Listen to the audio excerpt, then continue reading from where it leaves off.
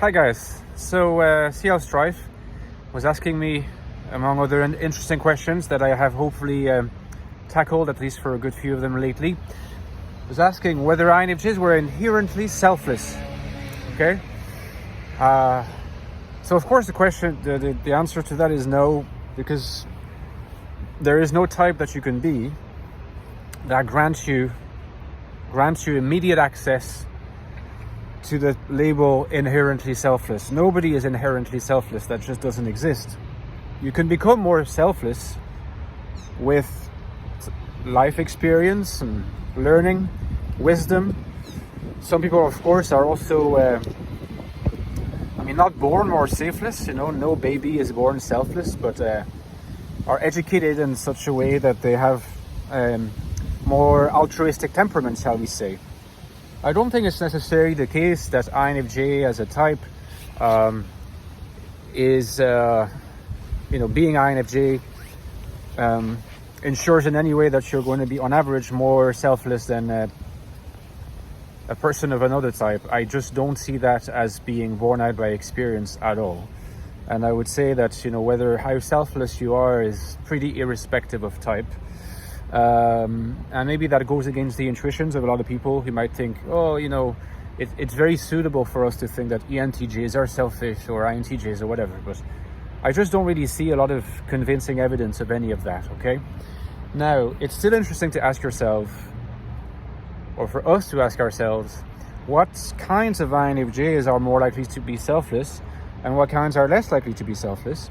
And here, it seems to me that, again, my suggestion that it's possible to divide the INFJ type into three subtypes at a first approximation: the adaptive submissive, the solipsist, and the spiritualized INFJ, can really help us sort of navigate these waters and gives us a clue as regards which of these types is more likely to be selfless.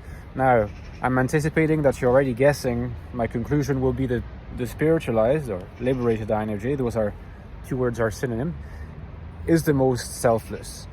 And you're right about that, but perhaps the way in which I get there is not necessarily what you expect, and the way in which the spiritualized INFJ is the most selfless might not be what you expect exactly either.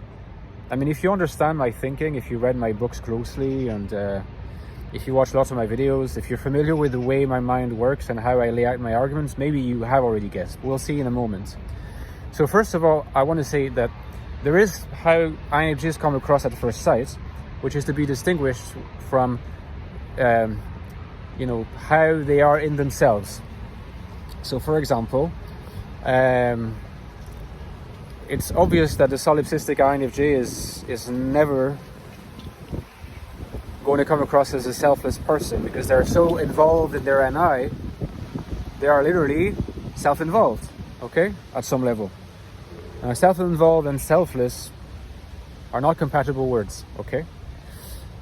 But, on the other hand, there is a sense in which adaptive submissive INFJs, given their concern to get along with other people and to repress their NI subjectivities and to really not make any waves and not stand out and just be one of the guys or one of the girls, there's a sense in which these INFJs are much more likely to come across as selfless. But what I would argue is that this is only a facade. This is only the appearance of selflessness. First of all, this particular attitude, which is a form of adaptation and reaction to the particular demands and norms and rules and organization levels of the group, of the tribe, they're done from the point of view of personal security, of personal belongingness. So they're done from selfish motives, if you understand what I mean, or at least self-directed motives. The INFJ in this situation is thinking about themselves first. That's the paradox, because they are, in a sense, repressing their self. You could really say that the adaptive submissive INFJ is self-castigating in a way, right? They're self-defeating in a way, because they are busy sort of stowing away what does represent them in the most sort of significant degree, which is their NI worldview. Now, they're not allowing themselves to channel that and to hone it and harness it, but at the same time, the particular drive that makes them do that is still self-directed. It's self-directed aggravation and weakening. So it's not selfless. The upshot, the visible upshot, is something that looks like, you know, a certain sense of superficial selflessness, but it's not.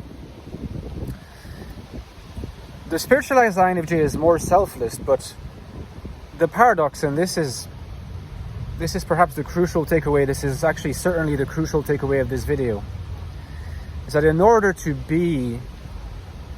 have the wisdom of selflessness, of at least of more selflessness, because no one is a perfect incarnation of selflessness, no one is a perfect incarnation of altruism, and that's a good thing. We need to have sturdy egos. I'm not saying overblown egos, but it's good to have an ego that, at least that is such that you feel secure in yourself, right? That sort of provides you with sufficient self-esteem, that how you see yourself is not completely dependent on how others perceive you, or that you're completely sort of dismissive of how others perceive you. There's this happy middle ground. That's the healthy ego, right? The sturdy, healthy ego that makes you feel secure, such that you don't constantly need to be looking for security elsewhere. But the crucial takeaway is that for INFJs to attain this level of ideal selflessness, they actually need to first focus on their NI subjectivity. So in a sense, it's like INFJ selflessness requires, in the first place, a self-directed step. It's only by embracing ourselves as INFJs, as people whose NI worldview is very definitive for us and very self-defining, only then can we start upon the path towards the resolution of severance through the articulation of that now made coherent NI worldview into an external project, so that we can involve people around that project. And that's where the selflessness takes place. It's where it finds its location, where it can bloom. In a sense, what the INFJ does is, first of all, they focus on developing and asserting their NI worldview. At some point, that worldview is asserted sufficiently that the INFJ becomes, in some sense, the messenger of that worldview. And in order to become the messenger of that worldview, of course, they have to engage with the external social world, because otherwise, what is there to be a messenger of? And, if you're going to bring a message, you're going to need to bring it to people. So being a messenger is, in a sense, a social function. So you're going to engage with other people through the FE function. I call this prescience as vocation in the Ecstatic Soul, in my first book on the INFJ.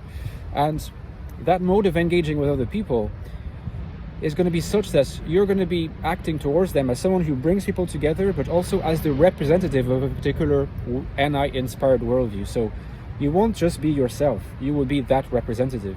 And that sense of being the representative is not a mode of being that is actually carrying a self within it. You're standing for your vision. Yourself is taking the back seat here.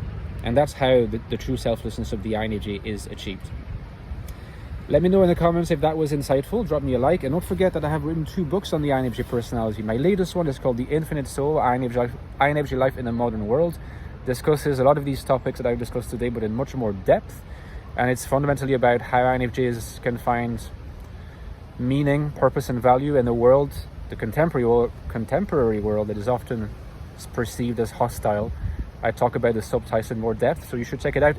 Please guys, I'm again asking you, if you have the book and loved it but haven't reviewed it, please consider reviewing it, because this book needs more reviews if it is to continue existing and being read by as many people as possible. So please consider that. It really helps with the referencing. And of course, the prequel is the Ecstatic Soul, on a new look at the INFJ personality. And it's a bit older, but it's a goodie, a classic goodie. It's the most in-depth investigation of the INFJ mind you'll find. So check it out as well, and the 2 books go well together. And as I always like to say, the lifeblood of my channel is my Patreon page, so please consider donating to my Patreon page. From $3.50 a month, you can access bonus content, in-depth investigations of topics from my books and my videos on YouTube, and you can interact with me, suggest new content. Also, there is a growing community with more people supporting, so it's great, and I hope it continues. Okay guys, talk to you soon. Bye bye.